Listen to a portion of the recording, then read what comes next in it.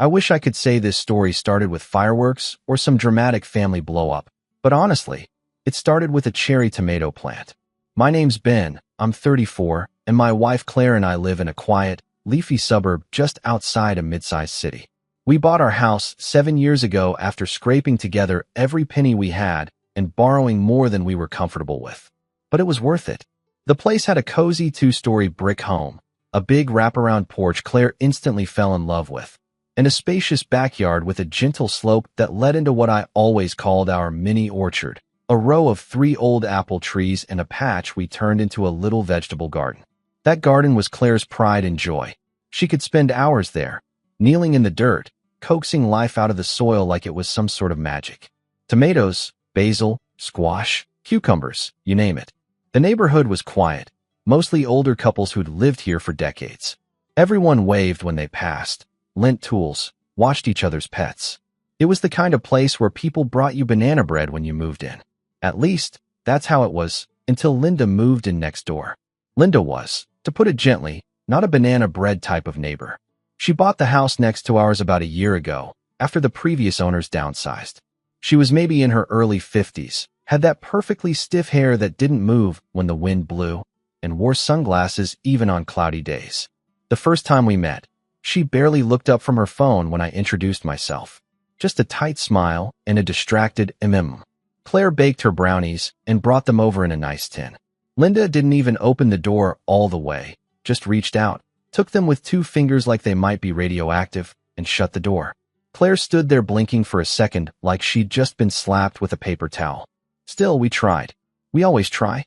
Because being good neighbors used to mean something. Things were quiet for a few months. Linda kept to herself.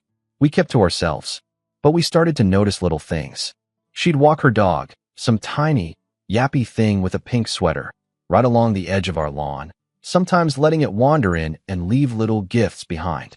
Claire asked her once, very politely, to clean it up. Linda just said, "Oh, it's probably from a squirrel," and walked off. Then came the hedge trimming incident. I had taken the weekend to clean up our backyard, shaping the hedges along the side that bordered Linda's property. They were technically ours, planted well within the fence line, and I trimmed them meticulously. That Monday, I came home to find them butchered. I mean, hacked down unevenly like someone took a weed whacker to them blindfolded. When I asked Linda about it, she shrugged and said they were overhanging too much, and she was just protecting her space. I pointed out they were well within our property line, but she just smiled and said, "Oh, lines can be tricky." That phrase stuck with me. Lines can be tricky. The next week, we found a white plastic stake in our garden. One of those little boundary markers, jammed right through Claire's cherry tomato patch. I assumed it was a mistake, maybe left by a surveyor, but when I pulled it up, another one appeared the next day. Then another. They kept creeping inward, slowly, over the course of a few weeks, until about 6 feet of our garden had these little plastic markers poking up like weeds. It felt like some passive-aggressive board game, and we were losing. I confronted her. I shouldn't have gone alone, but I was too angry to think straight. "Hey, Linda," I said, trying to keep my voice even. "Do you know anything about the stakes in our yard?" She was watering a potted plant on her porch, one of those fussy ornamental ones that didn't seem to grow. She didn't even turn around. Just said, "I'm just marking what's technically mine." "Technically yours?" I blinked. "Linda, the property line is clearly marked. It's been the same for decades. We have the original survey." She turned then, slowly, like a villain in a movie. "Surveys can be wrong. Old ones, especially. I had a guy come out. Said the line cuts through that weird little slope of yours. It's common in neighborhoods like this. Poor planning." I stared at her. "You can't just claim our garden. That land is ours." She smiled, tight, smug, knowing. Good luck proving anything. I went inside shaking. Not just with anger, but confusion. What was this? Was she bluffing? Was there some kind of law that let her do this? Claire was already looking through the drawer with all our house papers, digging out the survey we got when we bought the place. The line was clear, straight as an arrow, running a good 8 feet on our side of where Linda claimed it did. We thought that would be the end of it. But then we came home 2 days later to the sound of hammering. And that's when we saw it. A fence. A brand new, waist-high wooden fence being built, right through the middle of our backyard. Not on the edge. Not between our properties. Through our backyard. Through the tomato patch. through the marigolds. Claire screamed when she saw one of the workers casually toss her little decorative gnome aside like it was trash. I marched over, furious, and demanded they stop. The guy shrugged and said, "We were told this was part of her property now." She showed us a new survey. I knocked on Linda's door so hard I thought it might splinter. She opened it, all calm and collected, sipping from a mug that said #BossBabe. When I told her she was trespassing and damaging our property, she just said, "Take it up with the county. I already filed everything." Then she closed the door in my face. That night, Claire sat on the back steps and cried. She looked at the broken garden beds, the scattered mulch, the tomato cages lying on their sides like little metal skeletons, and she cried. And I sat next to her, feeling completely powerless. We were just two regular people, up against someone who seemed to know how to play the system, or at least act like she did. But that's when something shifted in me. Because while I may not have known every legal detail, I did know one thing. Claire and I had done everything by the book when we bought this house. Every signature, every permit, every boundary. And Linda? Linda had made one big mistake. She assumed we'd just roll over. She had no idea who she was messing with. And that's when I made the call that changed everything. I didn't sleep that night. I just sat at the kitchen table, flipping through the original property documents while Claire lay curled up on the couch under a blanket, her face blotchy from crying. I'd never seen her so heartbroken over something like this.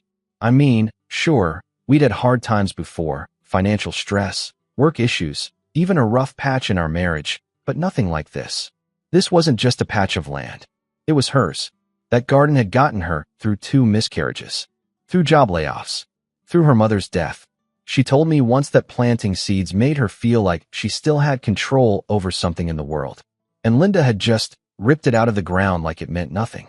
The next morning, I took the day off work and drove straight to the county office. I don't even know what I was expecting. Maybe that I could walk in with the survey and someone would say, "Oh, no problem, sir. We'll take care of that awful woman right away." But of course, real life isn't that simple. After waiting an hour in a cramped lobby filled with people shouting about parking tickets and zoning issues, I finally got to speak with someone from the Land Records Department. I laid out everything. Our survey, the fence, the garden, Linda's smug little comment about good luck proving anything.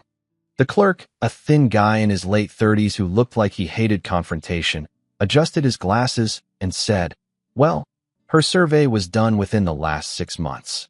It supersedes the older one on record. That doesn't mean she's right. It just means it's the most recent claim." I stared at him. "So what does that mean? She gets to take our land just because she filed first?" "No," he said quickly. "No, but it does mean that until someone contests it legally, the county can't intervene. You need to get your own updated survey and possibly take the matter to civil court. It's not uncommon in older neighborhoods. Boundaries shift over time. Sometimes fences were installed wrong decades ago, and people just lived with it. It's messy. Messy." That's all he had to say about the fact that a woman had chopped our backyard in half like she was slicing a birthday cake. I drove home with a knot in my stomach. Claire met me at the door, hopeful, and when I told her what the clerk said, she just nodded silently and went back to watering the half-destroyed basil plants that had somehow survived the construction chaos. The fence was done by then. It wasn't even straight. Just a jagged row of boards, clearly rushed, but standing firm like a middle finger planted right in the soil. That weekend, I paid out of pocket for a new private survey. The guy came with his equipment, measured everything carefully, and after 2 hours, handed me a folder. "Your original line's correct," he said. "No question. That fence cuts about 6.5 feet into your property. She's got no claim to it." Finally, some confirmation. I asked him if he could file it with the county, but he told me I'd have to do that myself, along with possibly filing a formal dispute or court claim to have the fence removed. That's when it hit me. We were going to have to fight this. Legally, financially, emotionally, and Linda knew it. The next few weeks were torture. Linda started acting like the fence had always been there. She redecorated our side, planting little shrubs, placing a plastic flamingo, even stringing solar lights along the top rail. She had the audacity to call the cops one evening when Claire leaned over to water one of the tomato plants that had started regrowing under the fence. Said we were tampering with her property. The officer was polite, but clearly uncomfortable. "Look, you guys need to settle this in court. I'm not a land dispute judge. Just try to avoid each other. Avoid each other? We shared a property line, and now a fence right through our backyard. You couldn't design a worse tension cooker. Claire started staying indoors more. She stopped tending to the rest of the garden, even though the other side was still intact. It just reminds me of what she took, she whispered one night, staring at her untouched gloves by the door. It killed me. Every time I looked at that fence, I didn't just see a line of wood. I saw what it was doing to her. To us. One day I came home and found her kneeling beside the fence, just sitting there, staring at a cluster of wilted marigolds. She looked so small, so defeated. That night, after dinner, she asked, "Do you ever wish we'd bought somewhere else?" It was like a punch to the gut. We had built our whole life around this house, and now it felt like a prison.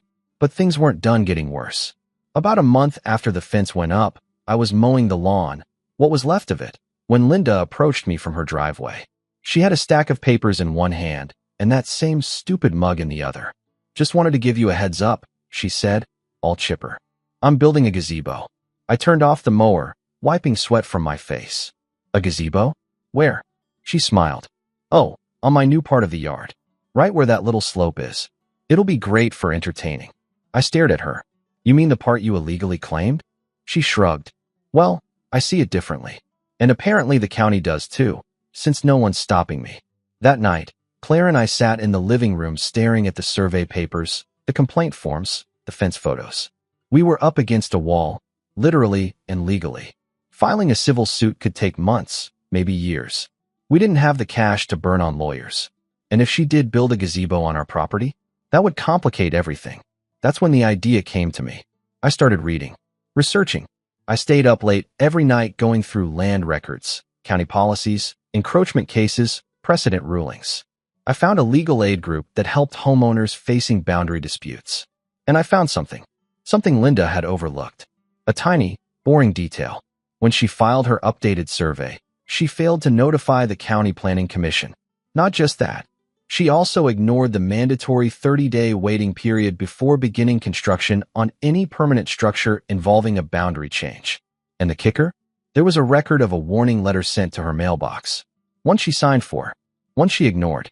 That was the moment the tide started to turn, even if Linda didn't know it yet. But before I could act on it, the betrayal happened. It wasn't just about the fence anymore. It wasn't just about the garden or a gazebo. It was about the fact that someone we trusted, someone who had known us for years, chose her side. Claire's sister, Jenna. Now, Jenna was always a little impressionable. She worked in real estate, flitted from one office to another, always chasing some hot new opportunity. She'd visited our house dozens of times over the years, watched our dog when we traveled, helped Claire plant the very first squash patch. She knew our yard, knew the line. She'd laughed over margaritas with us on the porch swing just last summer. But apparently Linda had been chatting with her, offering her coffee when Jenna parked down the street to visit, sharing her side of the story. And now Jenna had filed an affidavit in support of Linda's claim. Claire found out when she was prepping our documentation for the legal aid group. The affidavit was publicly filed as part of Linda's permit expansion request. Jenna had written that she distinctly remembered the previous owner saying the slope was technically part of both yards, and the fence was always meant to be temporary. A total lie. Claire stared at the screen for a long time. Then she quietly closed the laptop and walked out of the room. I found her crying in the laundry room 10 minutes later. "She was there," she said. "She helped me plant the lavender. She knows." It felt like we'd been stabbed in the back. I called Jenna the next morning. I didn't yell. I didn't curse. I just asked why. She hemmed and hawed, then finally admitted Linda had offered her some freelance staging work if she helped clarify the boundary issue. "Ben, it's not personal," she said. "It's just paperwork. Everyone wins. She gets her gazebo, you get peace." I hung up before I said something I'd regret. That was the breaking point. That was when I knew, for Claire, for our home, for everything we had built, I wasn't just going to fight this. I was going to bury Linda's smug little fence in legal fire. And she had no idea what was coming. Rock bottom didn't come with a bang. It came quietly. It crept in like fog, settling into the corners of our life until we couldn't see past it. After Jenna's betrayal, Claire barely spoke to her. They had been close, talking daily, sometimes texting each other nonsense late into the night like teenagers. But now, Claire's phone would light up with her sister's name, and she'd just flip it over, letting it ring out. Sometimes she'd stare at it for a few seconds longer than she wanted to, like she was waiting for an apology that wasn't coming. And it never did. Linda, on the other hand, was in full victory parade mode. She hosted barbecues on her new slice of our yard, complete with fairy lights and pop music blaring from a Bluetooth speaker. Her plastic flamingo collection expanded. She invited guests over, always when Claire and I were outside, loudly proclaiming how she'd finally cleaned up the neighborhood eyesore. One afternoon, I caught one of her guests using our tomato cage as a footrest. We felt erased in our own home. The final blow came on a Thursday morning. I was dragging the trash cans out to the curb when I noticed a small yellow sign had been planted near the fence. It was laminated and read, "Future site of the Willowview Garden Gazebo, permitted," with a QR code linking to the public filing. She was really doing it. Claire and I sat on the porch that night and said nothing. I think we both knew what we were thinking, but neither of us wanted to say it out loud. Maybe we should move. It felt like giving up, like waving a white flag on the lawn we'd once dreamed about growing old on. But after everything, after the legal limbo, the sleepless nights, the silent meals, it felt like the only option left that wouldn't break us completely. We weren't just losing land. We were losing each other. And that's what finally broke me. That night, after Claire went to bed, I sat in the living room staring at the county documents I'd printed weeks ago. I ran my fingers along the warning letter Linda had ignored, the one she'd signed for. The one that clearly outlined that any structure built during the 30-day review period was in violation of Municipal Code Section 12.16.070b. I pulled out a notepad and started writing. For the next few weeks, I became a ghost. Not in the spooky way, just invisible. I stopped reacting to Linda's provocations. I stopped bringing up the fence. I stopped fighting with Claire about next steps. And instead, I started documenting everything. Every time Linda had a contractor on our property, I took photos. Every package she signed for, I cross-referenced it with construction supply receipts. I combed through the online permitting portal every morning before work, noting every status change. I spoke with the Land Records Office again, this time not as a frustrated homeowner, but as a guy who had learned the system.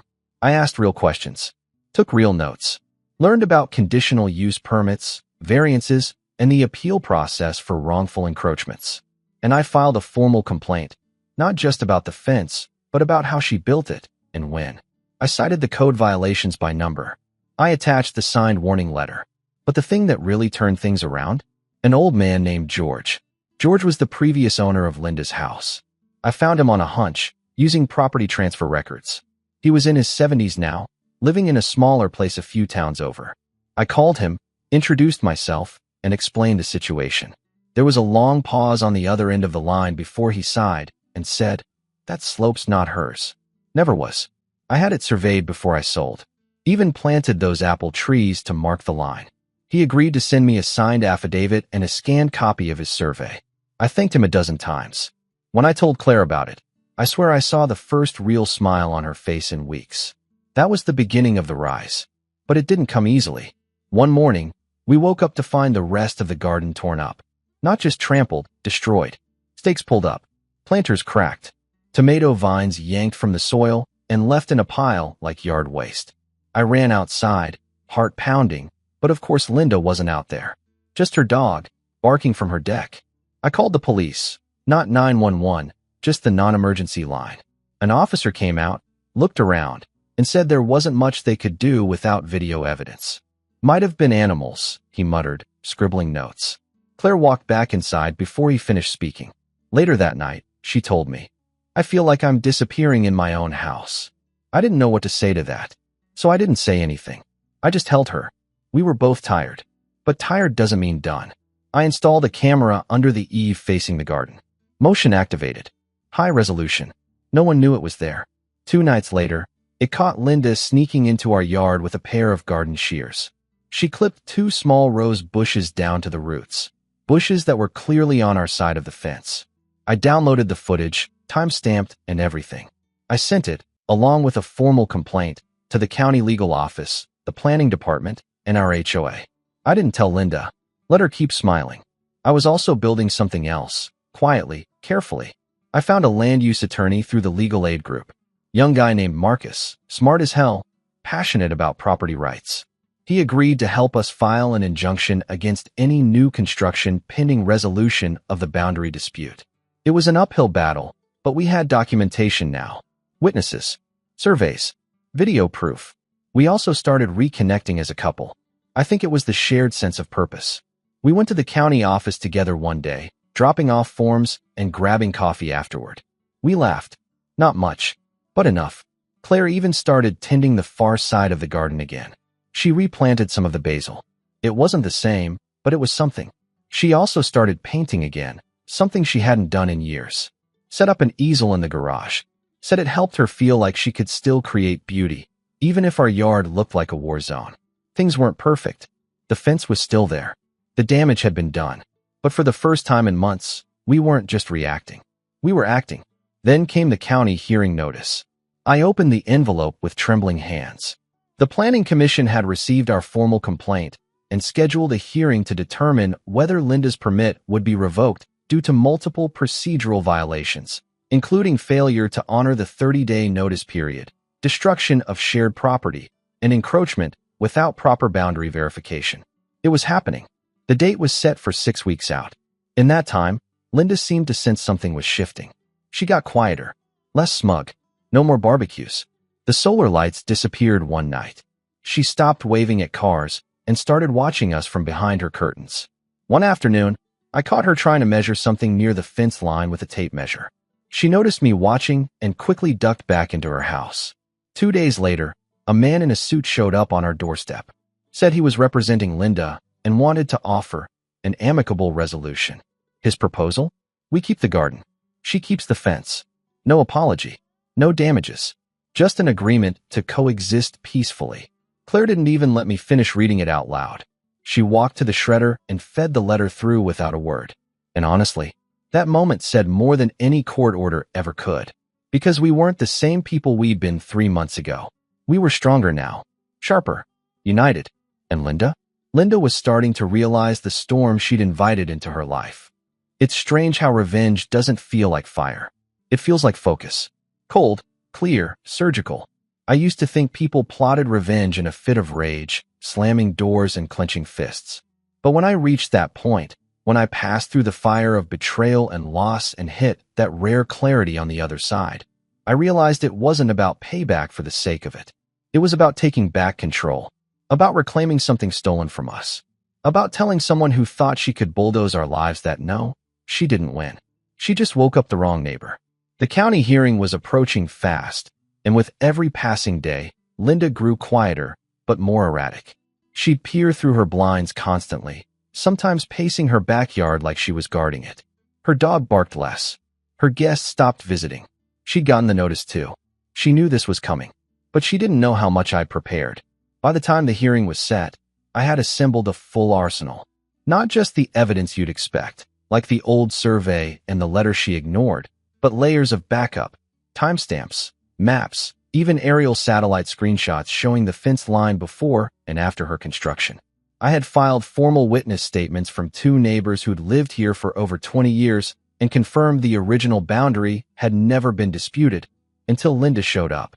I had footage of her vandalizing the rose bushes, photos of her using our yard space as if it were hers, a signed affidavit from the previous owner, and, perhaps most importantly, I had documentation from the county planner herself, stating that Linda never completed the final mandatory step in her permit process. She never submitted the signed acceptance form required after the review period to officially confirm her changes. She built the fence before the county had a chance to finalize it. That one mistake was all it took to make the whole thing crumble. But before the hearing, I wanted to tighten the noose. The legal aid attorney, Marcus, helped me file a temporary injunction to halt further construction. So that gazebo? It never even broke ground. A county inspector came by to check the permit status and was visibly annoyed when he saw the fence. "This should have never gone up," he muttered. He didn't say more, but he took notes and photos. The day after that, I received a call from a reporter at a small local paper. Apparently someone, probably one of our friendly neighbors, had tipped them off about a property dispute gone haywire. They were interested in doing a feature. Claire wasn't sure. "Do we really want to go public with this?" she asked, curling up next to me on the couch. I thought about it for a while. No, I said. We want her to think we might. So I agreed to speak to the reporter, off the record. I gave just enough to confirm that there was a hearing coming and that county violations were involved.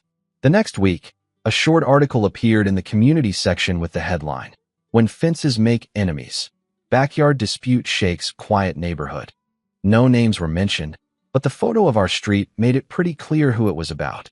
Linda's car didn't move for 3 days after that. Not once. Meanwhile, I was moving with purpose.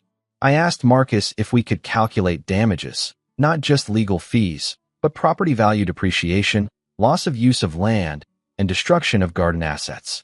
He put together a formal breakdown. It came out to $218,000 in projected damages, factoring in the long-term cost of removing the illegal structure and restoring the property. When I saw the number, I felt a strange calm settle over me. Not because of the money, but because I finally saw the shape of the endgame. And just to twist the knife a little more, I submitted that estimate as part of our pre-hearing brief. It would be attached to the official file, a public document. Anyone could read it. The next morning, we found a note in our mailbox. No envelope, just a folded sheet of paper with thick, cursive handwriting. There's no need to escalate this further. Let's be neighborly and come to a reasonable compromise. It wasn't signed, but the perfume on the paper gave her away. Linda wore this overpowering lilac scent that clung to everything like smoke. I didn't respond.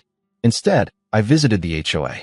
Now, I'd avoided getting them involved up to that point because our HOA was usually more concerned with mailbox colors and grass length than legal boundaries. But I figured it was time to let them know what kind of precedent this could set. I sat down with the HOA president, a no-nonsense woman named Carol who had lived here for 35 years, and walked her through everything, quietly, calmly, with all the documents laid out. Carol was furious. "Do you know how many complaints we've gotten about her dog alone?" she said, flipping through the photos. This is the last straw." She promised to attend the hearing, not just as a neighbor, but as an official HOA representative. That meant more weight, more scrutiny. I also reached out to our local councilman. I didn't expect a personal reply, but his office responded and confirmed they'd flagged the issue for review, especially because of the permitting irregularities. If anything, that would help push the county into taking it more seriously. The final piece of the setup, though, wasn't legal or political. It was emotional. One evening, just a week before the hearing, I printed out the old photos we'd taken of our garden. Full bloom. Sunlight drenching the tomato patch. Claire kneeling in the dirt, smiling over her shoulder, her hands covered in soil. I framed it and left it on the living room table. When Claire saw it, she didn't say anything. She just stood there for a long time, then whispered, "We're getting it back, aren't we?" "We are," I said, because by that point, I wasn't just doing this to win. I was doing it to rebuild what she'd lost. The morning of the hearing, I woke up early. Claire made coffee. We sat in silence, sipping slowly, and then she reached across the table and squeezed my hand. "You ready?" she asked. I nodded. But the truth was, I'd never felt more ready for anything in my life. The hearing was set in a conference room at the municipal center. Rows of folding chairs. A panel of 3 planning commission members at the front. Linda showed up 10 minutes late, wearing all beige like she wanted to disappear into the walls. Her lawyer was with her, a tall, tired-looking man who kept glancing at his watch. Claire and I sat in the front row. Marcus sat beside me, organized and unreadable. When the clerk called our case, the air in the room shifted.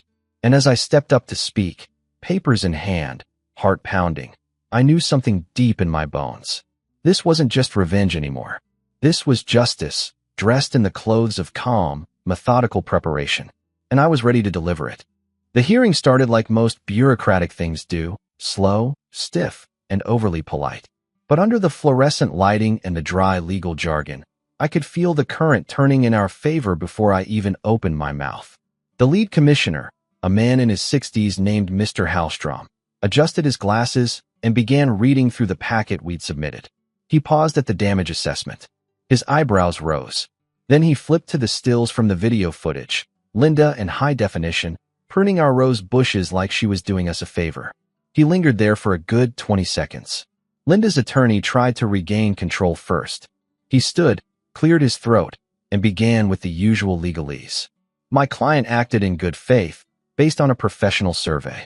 Any errors in procedure were minor and unintentional. She was under the impression the property lines were in dispute and sought to improve what she reasonably believed to be her yard. He went on like that for a while, playing the confused homeowner card. At one point, he even tossed out the word miscommunication as if Linda hadn't personally torn out garden beds and strung up party lights on land that didn't belong to her. But Marcus, my attorney, had one rule for this day: stay calm. Stick to the evidence. Let her bury herself. And she did. When they gave us the floor, Marcus started with a concise, calm walkthrough of every misstep Linda had made. He referenced exact code violations, presented the signed letter she'd received and ignored, laid out the timeline like a trail of breadcrumbs. With every new exhibit, we saw the commissioner's faces shift from neutral to unsettled to visibly annoyed. Then he played the video. No one spoke as the footage showed Linda crossing the fence line at 11:43 p.m., shears in hand, cutting down the roses Claire had planted during our first year in the house. You could hear the quiet snip of the clippers. See the satisfied little smirk on her face as she picked up a blossom and tossed it aside. Mr. Hallstrom didn't even try to hide his expression. He leaned forward slightly and said, "Mrs. Carter, is that you in the footage?" Linda didn't answer at first. Her lawyer nudged her, but she kept her arms crossed, staring straight ahead. Eventually she mumbled, "Yes." That was all she said. One word. The woman who'd built a fence through our lives was suddenly mute. Claire squeezed my hand under the table. Next came the neighbor testimonies. Mr. Langford, a retired architect 2 doors down, stated firmly that the property line had always followed the apple trees. Then came Carol, the HOA president, who dropped the hammer. If this kind of behavior is allowed to stand, you'll have copycats throughout the neighborhood. It undermines decades of peaceful co-living. And frankly, it's embarrassing to the community. After that, Mr. Hallstrom called a brief recess. Linda didn't look at us. Her lawyer whispered to her, gesturing with his hands in frustration. She nodded once, but she looked pale, smaller somehow. When we returned to the room, the commission gave their findings. They were swift and decisive. Linda had violated county building codes by initiating construction before finalizing her permit. She had ignored a formal warning letter. She had failed to properly notify adjacent property owners of the proposed changes. She had entered and damaged property that was not hers, repeatedly, and her own surveyor, when contacted for clarification, admitted he had not cross-checked against the official municipal records. The county rescinded her construction permit in full. The fence was ordered to be removed within 30 days. If she failed to comply, the county would have it removed at her expense. The commission further referred the case for civil proceedings on the matter of damages, and while they couldn't issue a judgment themselves, they formally supported our request for recovery of legal fees and property damage costs totaling $218,000. But the final blow came with the administrative penalty. Because Linda had ignored a county stop work warning and submitted false boundary claims, she was fined an additional $17,500 in county violations, non-negotiable. When the decision was read aloud, I glanced at Linda. She wasn't smirking anymore. Her lips were pressed together so tightly they'd gone white, and her eyes had welled up with tears she refused to let fall. Her lawyer just stared at the floor, defeated. After the hearing, I walked out into the parking lot with Claire, both of us blinking in the daylight like we hadn't seen it in weeks. We didn't speak at first. It was too much, too big. Then Claire let out a laugh. A full, raw, relieved laugh that turned into tears halfway through. "They're making her tear it down," she whispered. "The whole fence. Every stupid board." I nodded. "And pay for all of it." For the first time in months, the weight on my chest was gone. The fallout was swift. Within a week, we received a letter from Linda's attorney offering to settle out of court and avoid prolonged litigation. The proposal included a full reimbursement of our legal costs, payment for landscaping repairs, and a gesture of goodwill in the amount of $60,000 if we dropped the pursuit of the remaining damages. We declined.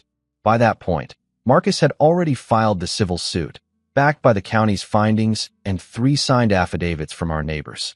We didn't just want money. We wanted it on record, permanent, undisputable. A month later, Linda's fence was gone. She didn't take it down herself, of course. The county sent a work crew, billed her directly. and left a bare scar in the lawn where her petty little empire had once stood. Her gazebo dreams were over. Claire planted new rose bushes the same week. Linda eventually sold the house 6 months later. She didn't say goodbye. No more parties. No more barking dog. No more smugness. The new owners? A young couple with a toddler and a golden retriever.